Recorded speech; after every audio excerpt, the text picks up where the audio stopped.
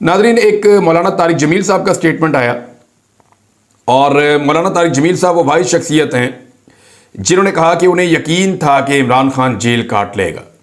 यानी इससे पहले हमने जिसका भी इंटरव्यू सुना, जिस बहरूपिये का हमने इंटरव्यू सुना, उसने यही कहा, उन्हें जी नहीं, मुझे नहीं लगता था कि इमरान खान जेल काट सकता है या कैद काट सकता है। मैं आपको पहले दिन से ये कह रहा हूँ कि इमरान खान कैद काट लेगा।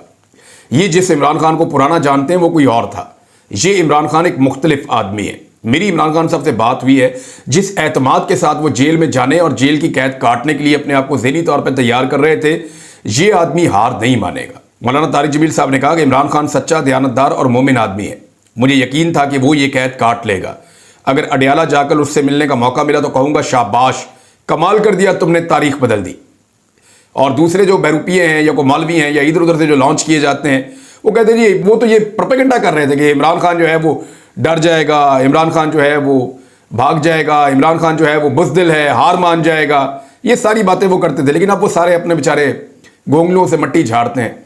अब उन्हें शर्म भी नहीं आती, माफ़ी भी नहीं मांगते इमरान खान से कि हमने तुम्हारे खिलाफ प्रोपेगेंडा किया। लेकिन मौलाना तारिक जमील साहब कहते हैं जी मुझे पहले दिन से यकीन था कि इमरान खान ये जेल काट लेगा। नादरीन, एक और बड़ी इंपॉर्टेंट खबर है, ये मैं आपके साथ शेयर करना चाह रहा था। मैंने आपको इससे पहले एक वीलॉग में कहा भी था कि मैं जो पाकिस्तान चाइना इकोनॉमिक कॉरिडोर है उसके ऊपर बात करना चाहता हूँ, आपके साथ कुछ हकायक शेयर करना चाहता हूँ। तो यहाँ मैंने वो चीज़ें निकाल कर रखी हैं। अब यहाँ से मैं आपको दिखाता हूँ जो मैप नंबर 1 है, इसको अगर आप देखते हैं, ये ज़रा मैप मैंने आपके सामने रखा है, इसको आप देखें। चाइना ने एक इनिशिएटिव शुरू किया इससे चंद साल पहले, और ये उनकी दहाइयों की, कई दहाइयों से जो वो मेहनत कर रहे हैं, ये उसका नतीजा है। चाइना ये चाहता है कि उनका माल दुनिया के हर कोने में पहुंचे, क्योंकि दुनिया में सबसे ज़्यादा प्रोडक्शन अब चाइना कर रहा है।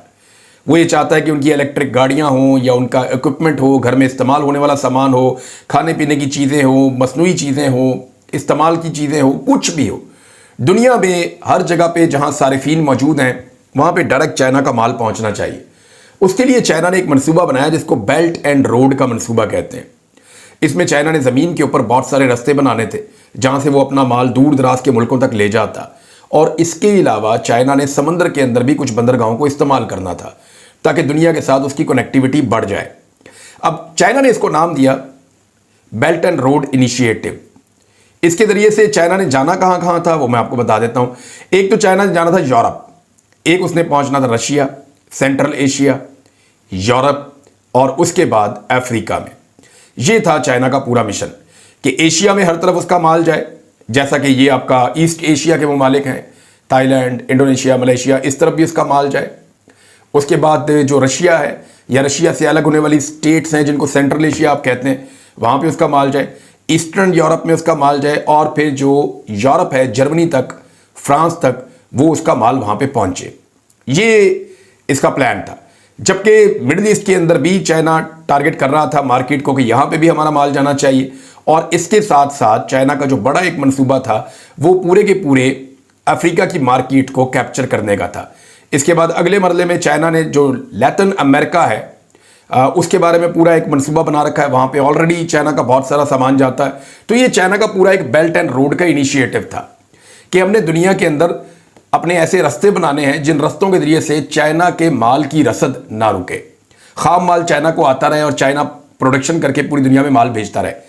चाइना का फार्मूला ये भी है कि वो दुनिया में मुख्तलिफ ममालिक के अंदर इंडस्ट्री भी लगाने जा रहा था कि जिस जगह पे